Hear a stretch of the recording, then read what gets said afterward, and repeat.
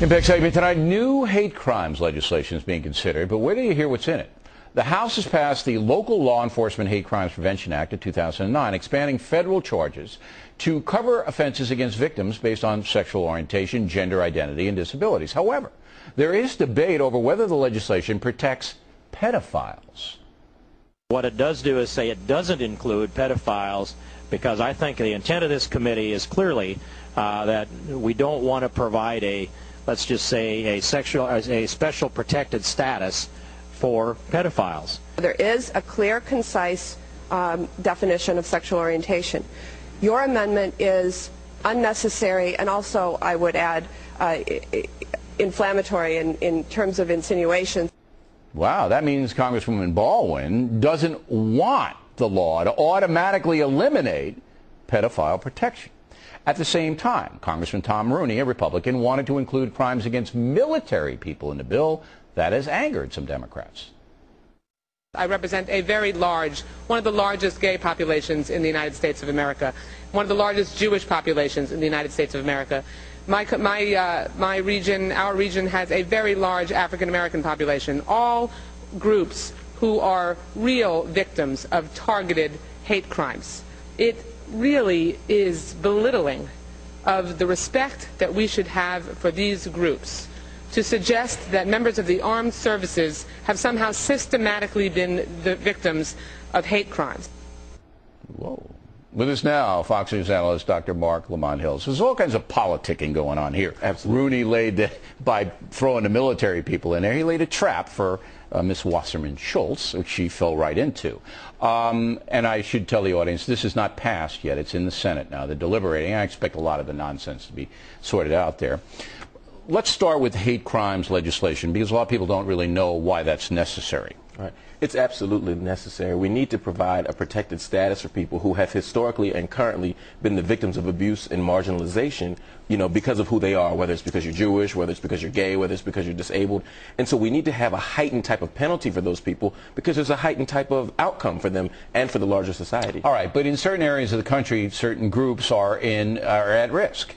And so if you exclude them, if you are, for example, a Muslim in a certain part of the country, you're at risk because you're a Muslim. Absolutely. Right? If you're a white guy living in the middle of South Central, you might be at risk, correct? Absolutely. Okay, but race is included. You're not covered. No, people, if you are a victim of a crime because of your race and it happens to be white, then you would be covered. The problem here, though, is that usually that doesn't happen. And so typically it's not what makes the news. If I moved into South Central and then I got hurt, or my family got hurt, I wouldn't be covered by federal legislation. I wouldn't be covered. Not necessarily, no more than if I moved into the Hamptons and got robbed or hurt. No, that'd be a local beef, not a federal beef. The question becomes if race is the predicate for the act. But it would be if I lived in South Central. You could make a case. You could make a case for anything, but the question is if I could prove by preponderance of the evidence or overwhelmingly that you were the victim because of race, then I would be all for that. How about if I was a victim because I'm a big mouth talk show guy? Oh, absolutely not. You guys got it great. You guys are marginalized. No protection for me. All right, now look, I understand the military shouldn't be included in the bill. Number one, they can take care of themselves. Thank you. And most people, no, but if the military people go to San Francisco or someplace like that where there's hostility, they could be assaulted because of it. It's happened before. But I understand that this is to protect the defenseless. The defenseless, okay? Pedophiles? Pedophiles? Nobody wants to protect pedophiles. That woman said, I do not want pedophiles written into this bill because it's insulting. That congressperson said it. Right. Big mistake. Politically, it was a mistake in terms of the way she worded it. Absolutely. Awful. No disagreement, just like with the veterans thing. But fundamentally, the idea that pedophiles should be lumped in with gay and lesbian people is insulting to the gay and lesbian community. Well, a psychiatrist would make an argument, and I've heard it made many times on this program, they have a disease. They can't control themselves. And, after they get convicted, they're at risk because people know they're offenders and they're more likely to get beaten up, so you got to protect them. Well, first of all, the idea that homosexuality is a mental or psychological disorder has been sort of taken out of the psychological community mainstream since the 70s. No, but I'm not talking about homosexuality, and you just made a politically correct mistake. Because child molesters and offenders aren't homosexual. No. They're all across the board. No. And I know you didn't do it on purpose, so we're not going to hold it against you.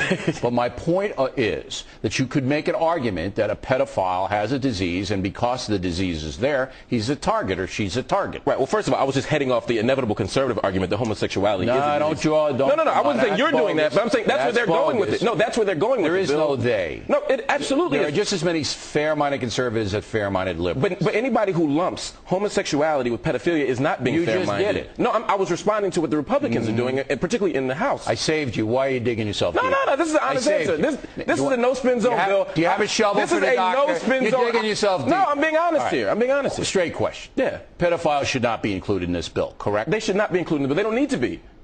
Why don't they need to be? They're at risk. Because when you talk about sexual orientation, you're not talking about pedophilia. Disability is included. They have a mental disability. That's a highly contested argument, but it's clear that no one on either side of the aisle thinks that pedophiles should be a protected class. That woman, then, she does not think they should be a protected class. She was just being what? She was playing a political game the same way a person's playing a political game to put them in the bill in the first place, because they knew we'd be having this conversation, riling up conservatives who do think that homosexuality and pedophilia should be lumped in together. Not all conservatives, but the people who oppose this. Okay. I have no idea what you just said, but we always appreciate The liberals it. did. Okay.